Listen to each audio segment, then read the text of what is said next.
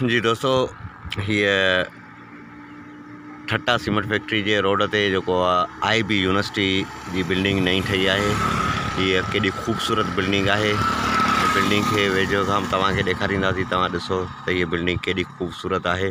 ठट्टे जे ये ठट्टो cement factory जे road ते जेको आहे ये बिल्डिंग ठही आहे। ऐं हीअ यूनिवर्सिटी अञा स्टार्ट न थी आहे, पर हाल हीअ केॾी ख़ूबसूरत बिल्डिंग ठाही वई आहे। तव्हां ॾिसंदा हूंदव। जी हाँ, हीअ IB यूनिवर्सिटी आहे। ये केॾी ख़ूबसूरत बिल्डिंग आहे। ऐं हीअ हुनजो जेको आहे मेन गेट आहे यूनिवर्सिटी जो। हिते गार्ड वग़ैरह बि वेठा आहिनि, तव्हां ॾिसंदा हूंदा। केॾी ख़ूबसूरत बिल्डिंग आहे। यूनिवर्सिटी सां गॾु ही ठट्टा सीमेंट फैक्ट्री आहे। हीअ ठट्टा सीमेंट फैक्ट्री जी लेबर कॉलोनी आहे। ऐं उन खां अलावा हिन पासे जेको आहे सो ऑफिसर कॉलोनी आहे, उहा बि तव्हांखे ॾेखारींदासीं। जी हा, हीअ हिन पासे जेको आहे सो ऑफिसर कॉलोनी आहे। ऐं तव्हां ॾिसंदा त हीअ केॾी ख़ूबसूरती आहे। ऐं हीअ ख़ूबसूरती फ़क़ति इन जे करे आहे त जबल ते जेकी हीअं ताज़ी बरसातूं पयूं आहिनि, उन बरसातुनि जे करे हीअ गाह फुटा आहिनि। ऐं हीअ जबल जेको आहे सो सॼो जरकी पियो आहे। सिंध त हूअं ई ख़ूबसूरत सिंध आहे ऐं धरती आहे।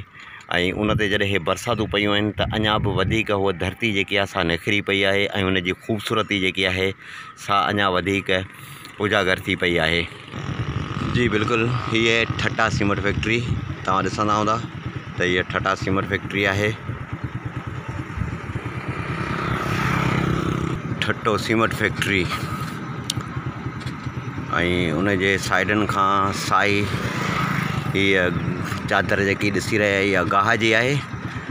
जबल ते हीअ ठट्टे खां घोड़ाबाड़ी रोड ते जेको आहे उहा ठट्टो सीमेंट फैक्ट्री आहे। उन सां गॾु जेको आहे IB यूनिवर्सिटी बि आहे, जेका IB यूनिवर्सिटी जी हिकिड़ी ख़ूबसूरत बिल्डिंग ठही आहे, पर उहा अञा चालू न थी आहे। ऐं उहा बिल्डिंग जेकी आहे सा मुकमल तयारु थी चुकी आहे। जी साथियो, ही रोड आहे जेको ठट्टे खां घोड़ाबाड़ी वञे थो। ऐं तव्हां ॾिसंदा हूंदा त हिन रोड जे ॿिन्ही पासे सावक ई सावक आहे ऐं ख़ूबसूरती आहे। ऐं हिते मुसलसिल जेके बरसातूं वसी रहियूं आहिनि, उन बरसातुनि जे करे ई पंहिंजो जेको सो हीअ गाह फुटो आहे। ऐं हीअ जबल जेको आहे सो ख़ूबसूरत थी पियो आहे।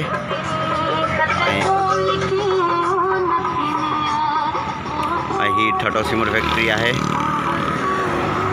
असीं जी बिल्कुलु, असीं तव्हांखे अहिड़ा वीडियो ॾेखारींदा रहंदासीं। असांजे वीडियो खे लाइक कजो, शेयर कजो ऐं चैनल खे सब्सक्राइब ज़रूरु कजो।